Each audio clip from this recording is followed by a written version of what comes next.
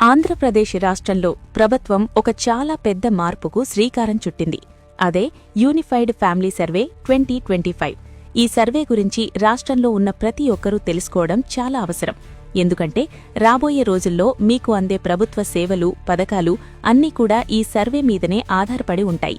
ఈ సర్వే వల్ల కలిగే ఉపయోగాలేమిటి, అసలు ఈ ప్రాసెస్ ఎలా జరుగుతుంది, మీరు ఏ డీటెయిల్స్ ఇవ్వాలి అనే విషయాల మీద ఒక క్లారిటీ ఉండటం మంచిది.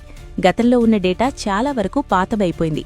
చాలా మంది చనిపోయిన వారి పేర్లు ఇంకా లిస్టులో ఉండటం, కొత్తగా పెళ్లైన వారి పేర్లు చేరకపోవటం, పుట్టిన పిల్లల వివరాలు అప్డేట్ కాకపోవడం వల్ల చాలా ప్రాబ్లమ్స్ వస్తున్నాయి. అందుకే కూటమి ప్రభుత్వం ఒక పక్కా ప్లాన్తో ఈ కొత్త సర్వేను ముందుకు తీసుకొస్తోంది. సాధారణంగా ప్రభుత్వం ఏదైనా కొత్త సర్వే మొదలుపెడుతుంది అంటే ప్రజల్లో ఒక రకమైన టెన్షన్ ఉంటుంది. ఎక్కడ తమకు వస్తున్న రేషన్ కార్డు పోతుందో లేక పెన్షన్ ఆగిపోతుందో అని భయపడుతుంటారు. కానీ ఈ సర్వే ముఖ్య ఉద్దేశం ఎవరి కార్డులు కట్ చేయడం కాదు. కేవలం రాష్ట్రంలో ఉన్న ఫ్యామిలీస్ ప్రస్తుత పరిస్థితి ఎలా ఉందో తెలుసుకోవడమే దీని అసలు టార్గెట్.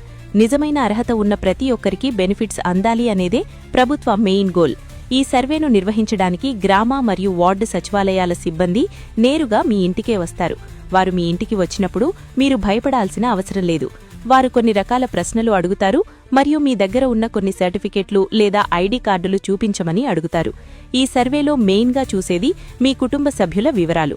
మీ ఇంట్లో మొత్తం ఎంతమంది మనుషులుంటున్నారు, వారి పేర్లేమిటి, వారి వయస్సు ఎంత అనే డీటెయిల్స్ నోట్ చేసుకుంటారు. ఇక్కడ ఆధార్ కార్డు చాలా ఇంపార్టెంట్ రోల్ ప్లే చేస్తుంది. ప్రతి ఒక్కరి ఆధార్ నంబర్ని వారు సేకరిస్తారు. దీనివల్ల డూప్లికేట్ పేర్లు ఉండే ఛాన్స్ ఉండదు.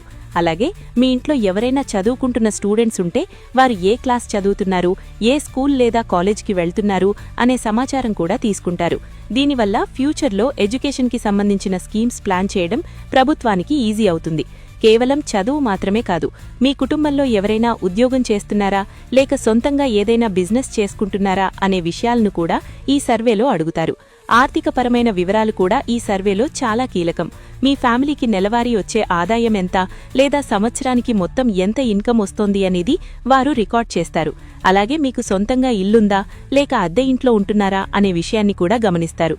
ఒకవేళ మీకు సొంత ఇల్లుంటే అది ఏ రకమైన ఇల్లు, అంటే రేకుల ఇల్లా లేక డాబా ఇల్లా అనేది కూడా చూస్తారు. అలాగే మీ ఇంట్లో వాడుతున్న కరెంట్ కనెక్షన్ నంబర్, మీకు గ్యాస్ కనెక్షన్ ఉంటే ఆ కనెక్షన్ డీటెయిల్స్ కూడా అడుగుతారు. ఇవన్నీ ఎందుకు అడుగుతున్నారు అంటే ఒక ఫ్యామిలీ యొక్క లివింగ్ స్టాండర్డ్స్ ఎలా ఉన్నాయి అనేది తెలుసుకోవడానికి మాత్రమే. అలాగే మీ దగ్గర ఏవైనా వెహికల్స్ ఉన్నాయా, అంటే 2 వీలరా లేదా 4 వీలరా ఉన్నాయా అనే వివరాలు కూడా సేకరిస్తారు. ఈ యూనిఫైడ్ ఫ్యామిలీ సర్వేలో మరో కొత్త విషయం ఏమిటంటే హెల్త్ డీటెయిల్స్ సేకరించడం.